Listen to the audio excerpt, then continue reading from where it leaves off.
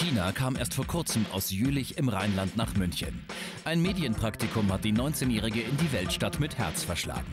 Und von dem ganz besonderen Lebensgefühl in München ließ sich die Frohnatur sofort anstecken. Also ich wohne jetzt schon seit über 2 Monaten hier in München. Und eigentlich wäre ich schon vor 2 Wochen wieder daheim. Aber es hat mir so gut gefallen, dass ich schon nach einem Monat gesagt habe, hier möchte ich bleiben.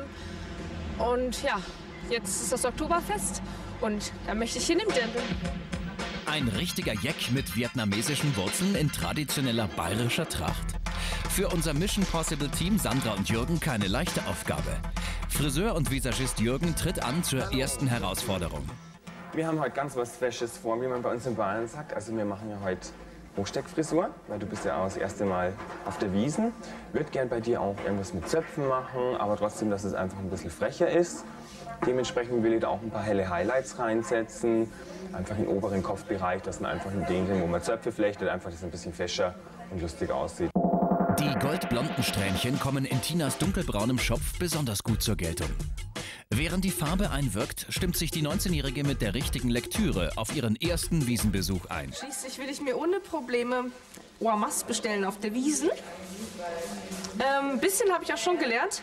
Grüß Gott heißt Hallo bei uns und Vier Gott sowas wie Tschüss.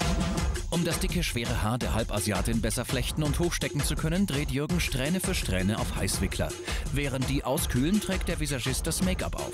Wichtigste Regel, es muss wasserfest sein, denn in den Bierzelten geht es heiß her. Den goldbraunen Lidschatten auf dem Unterlid umrahmt Jürgen mit einem knalligen Pink. Wasserfeste Wimperntusche und kussechter Lipgloss in kräftigem Altrosa unterstreichen Tinas Exotik.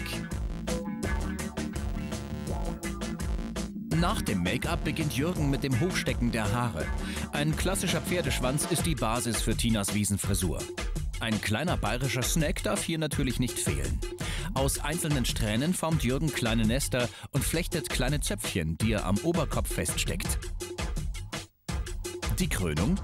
Eine dunkelrote Schleife und kleine Salzbrezeln als Haarschmuck, was die Rheinländerin ein wenig verblüfft.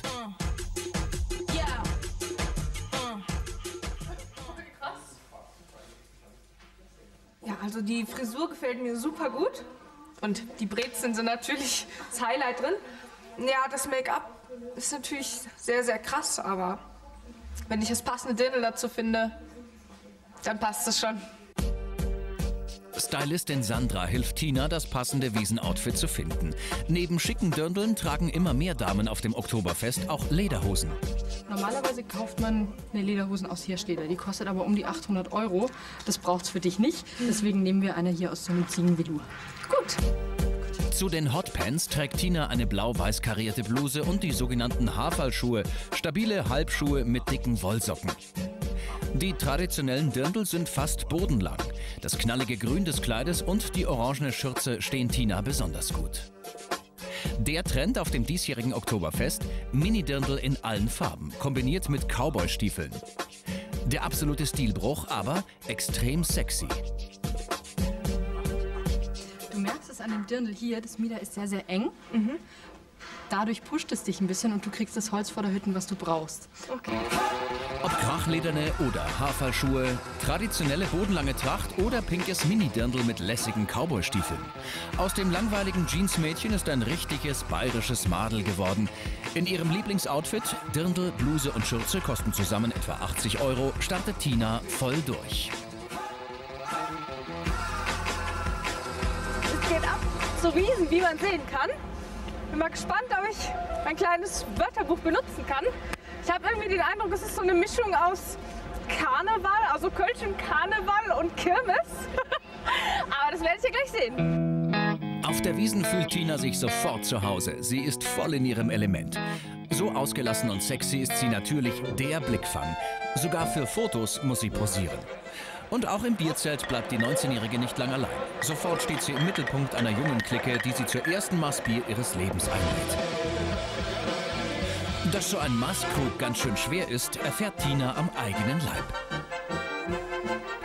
Denn eine echte Bayerin hat nicht nur Holz vor der Hütten, sondern auch richtig viel Kraft in den Oberarmen. Also die Stimmung ist der Hammer. Ich würde am liebsten direkt wieder rein Die Leute sind auch alle total nett, aber ich muss sagen, Respekt vor allen Kellnerinnen und Kellnern. Ich meine, ich konnte gerade mal 6 Maß heben und war froh, als ich es nach ein paar Sekunden wieder absetzen konnte. Und ich meine, gute Kellnerinnen tragen ja bis zu 10 Maß und das ist für mich echt eine Riesenleistung. Und damit wäre die Mission Oktoberfest geglückt.